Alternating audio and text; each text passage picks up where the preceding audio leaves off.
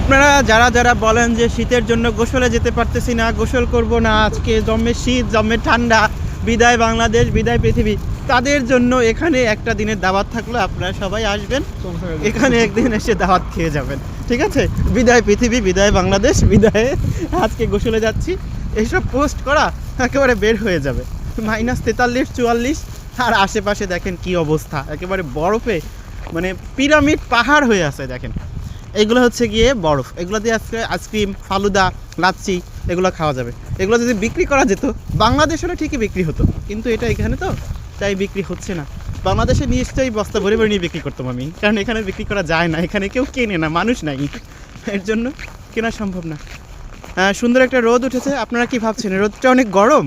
না, এই রোদটা যখন ওঠে তখন আরও বেশি ঠান্ডা পড়ে, কারণ চারপাশ সুন্দরভাবে মানে মেঘাচ্ছন্ন কেটে যায়, খুব স্মুথ একটা পরিবেশ তৈরি হয়, তখন হচ্ছে বাতাস খুব বেশি হয় এবং তখন খুব বেশি ঠান্ডা হয়।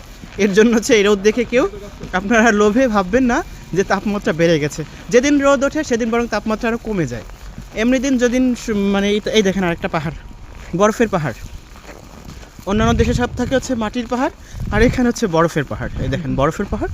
আপনাদের যাদের যাদের মনে হয় যে ঠান্ডায় গোসল করতে পারতেছেন না, তারা দয়া করে একটু ঘুরে যাবেন, আপনাদের দাওয়াত থাকলো।